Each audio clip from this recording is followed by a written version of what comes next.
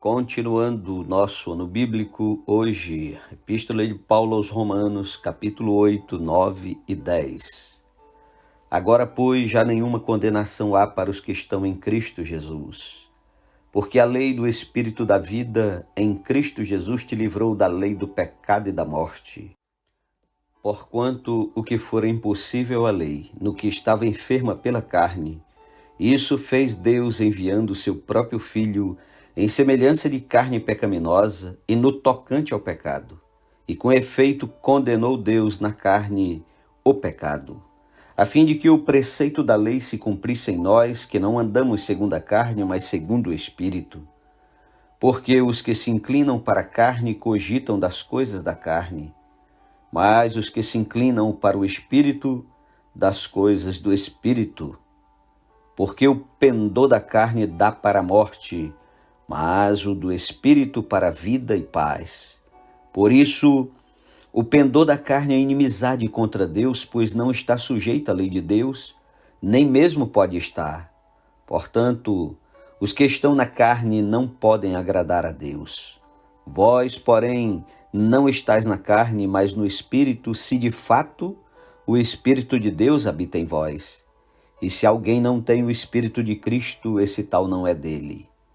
Se, porém, Cristo está em vós, o corpo, na verdade, está morto por causa do pecado, mas o Espírito é vida por causa da justiça.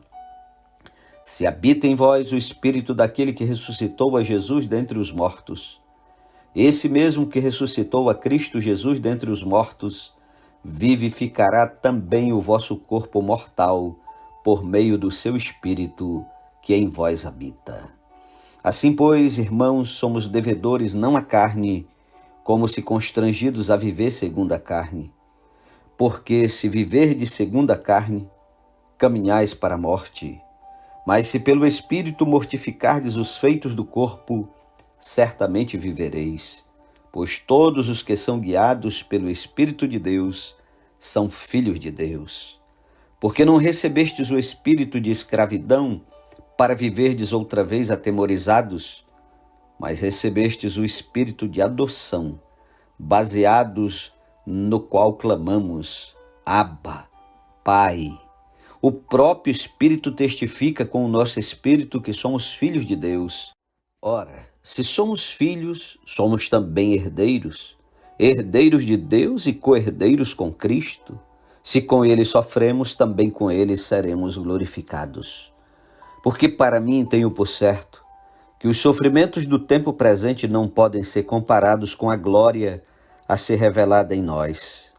A ardente expectativa da criação aguarda a revelação dos filhos de Deus, pois a criação está sujeita à vaidade, não voluntariamente, mas por causa daquele que a sujeitou, na esperança de que a própria criação será redimida do cativeiro da corrupção, para a liberdade da glória dos filhos de Deus.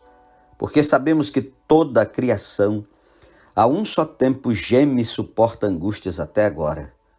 E não somente ela, mas também nós, que temos as primícias do Espírito, igualmente gememos em nosso íntimo, aguardando a adoção de filhos, a redenção do nosso corpo. Porque na esperança fomos salvos. Ora, a esperança que se vê não é esperança, pois o que alguém vê, como espera? Mas se esperamos o que não vemos, com paciência o aguardamos. Também o Espírito semelhantemente nos assiste em nossa fraqueza, porque não sabemos orar como convém, mas o mesmo Espírito intercede por nós sobremaneira com gemidos inexprimíveis. E aquele que sonda os corações sabe qual é a mente do Espírito, porque segundo a vontade de Deus é que ele intercede pelos santos. Sabemos que todas as coisas cooperam para o bem daqueles que amam a Deus, daqueles que são chamados segundo o seu propósito. Porquanto aos que de antemão conheceu, também os predestinou para serem conformes à imagem de seu Filho, a fim de que ele seja o primogênito entre muitos irmãos. E aos que predestinou, a esses também chamou. E aos que chamou, a esses também justificou. E aos que justificou, a esses também glorificou. Que diremos, pois, à vista destas coisas? Se Deus é por nós, quem será contra nós? Aquele que não poupou o seu próprio filho, antes por todos nós o entregou, porventura não nos dará graciosamente com ele todas as coisas? Quem intentará acusação contra os eleitos de Deus? É Deus quem os justifica. Quem os condenará? É Cristo Jesus quem morreu, ou antes quem ressuscitou, o qual está à direita de Deus e também intercede por nós. Quem nos separará do amor de Cristo? Será tribulação, ou angústia, ou perseguição, ou fome, ou nudez, ou perigo, ou espada? Como está escrito, por amor de ti somos entregues à morte o dia todo. Fomos considerados como ovelhas para o matadouro. Em todas estas coisas, porém, somos mais que vencedores por meio daquele que nos amou. Porque eu estou bem certo de que nem a morte, nem a vida, nem os anjos, nem os principados, nem as coisas do presente, nem do porvir, nem os poderes, nem a altura, nem a profundidade, nem qualquer outra criatura poderá separar-nos do amor de Deus que está em Cristo Jesus, nosso Senhor. Amém. Capítulo 9. Digo a verdade em Cristo, não minto. Testemunho comigo no Espírito Santo a minha própria consciência. Tenho grande tristeza e incessante dor no coração, porque eu mesmo desejaria ser anátema, separado de Cristo por amor de meus irmãos, meus compatriotas segundo a carne. São israelitas. Pertence-lhes a adoção e também a glória, as alianças, a legislação, o culto e as promessas. Deles são os patriarcas e também deles descende o Cristo segundo a carne, o qual é sobre todos Deus soberano para todo sempre. Amém. E não pensemos que a palavra de Deus haja falhado, porque nem todos os de Israel são de fato israelitas. Nem por serem descendentes de Abraão são todos seus filhos. Mas em Israel será chamada a tua descendência. Isto é, estes filhos de Deus não são propriamente os da carne, mas devem ser considerados como descendência os filhos da promessa. Porque a palavra da promessa é esta: por esse tempo virei, e Sara terá um filho. E não ela somente, mas também Rebeca, ao conceber de um só, Isaque, nosso pai, e ainda não eram os gêmeos nascidos, nem tinham praticado o bem ou mal, para que o propósito de Deus quanto à eleição prevalecesse, não por obras, mas por aquele que chama. Já fora dito a ela: o mais velho será servo do mais moço, como está escrito: amei Jacó, porém me aborreci de Esaú. Que diremos, pois? Há injustiça da parte de Deus? De modo nenhum. Pois ele diz a Moisés: terei misericórdia de quem me aprouver ter misericórdia, e compadecer-me-ei de quem me aprouver ter compaixão. Assim, pois, não depende de quem quer ou de quem corre, mas de usar Deus a sua misericórdia. Porque a Escritura diz a Faraó: para isto mesmo te levantei, para mostrar em ti o meu poder e para que o meu nome seja anunciado por toda a terra. Logo, tem ele misericórdia de quem quer e também endurece a quem lhe apraz. Tu, porém, me dirás: de que se queixa ele ainda? Pois quem jamais resistiu à sua vontade? Quem és tu, ó homem, para discutires com Deus? Porventura pode o objeto perguntar a quem o fez: por que me fizestes assim? Ou não tem o oleiro direito sobre a massa, para do mesmo barro fazer um vaso para honra e outro para desonra? Que diremos, pois? Se Deus, querendo mostrar sua ira e dar a conhecer o seu poder, suportou com muita longanimidade os vasos de ira, preparados para a perdição, a fim de que também desse a conhecer as riquezas da sua glória em vaso de misericórdia, que para a glória preparou de antemão, os quais somos nós, a quem também chamou, não só dentre os judeus, mas também dentre os gentios? Assim como também diz em Oséias: Chamarei povo meu ao que não era meu povo, e amada a que não era amada. E no lugar em que se lhes disse, vós não sois meu povo, ali mesmo serão chamados filhos do Deus vivo.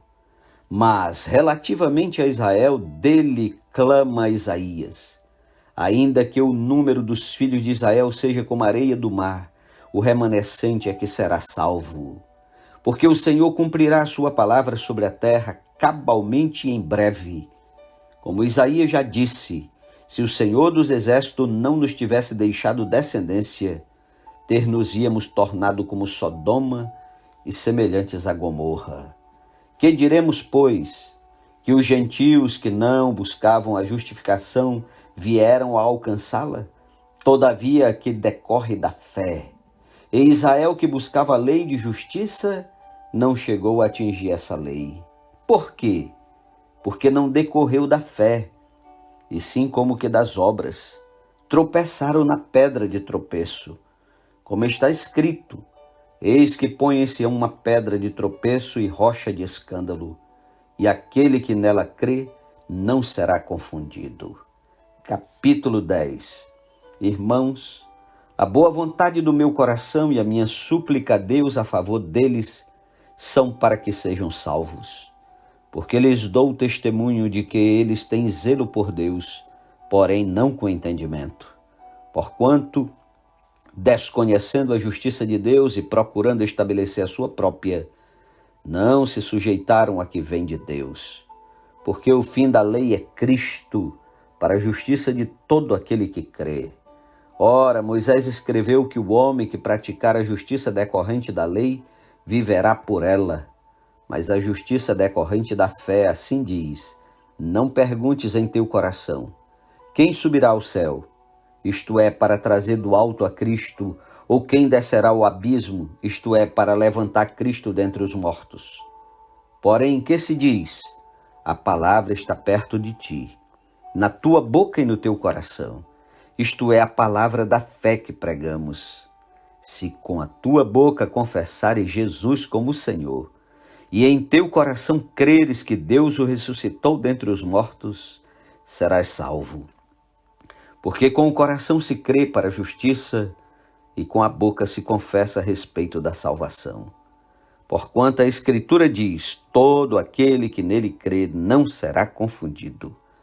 Pois não há distinção entre judeu e grego, uma vez que o mesmo é o Senhor de todos, rico para com todos os que o invocam. Porque todo aquele que invocar o nome do Senhor será salvo. Como, porém, invocarão aquele em quem não creram? E como crerão naquele de quem nada ouviram? E como ouvirão se não há quem pregue? E como pregarão se não forem enviados? Como está escrito, quão formosos são os pés dos que anunciam coisas boas. Mas nem todos obedeceram ao Evangelho, pois Isaías diz, Senhor, quem acreditou na nossa pregação? E assim, a fé vem pela pregação e a pregação pela palavra de Cristo. Mas pergunto, porventura não ouviram? Sim, por certo. Por toda a terra se fez ouvir a sua voz, e as suas palavras até os confins do mundo. Pergunto mais, porventura não terá chegado isso ao conhecimento de Israel? Moisés já dizia, eu vos porei em ciúmes com um povo que não é nação, com gente insensata eu vos provocarei a ira. E Isaías a mais se atreve e diz, fui achado pelos que não me procuravam, revelei-me aos que não perguntavam por mim. Quanto a Israel, porém, diz, todo dia estendi as mãos a um povo rebelde e contradizente. Amém. Bom dia e até amanhã em nome de Jesus.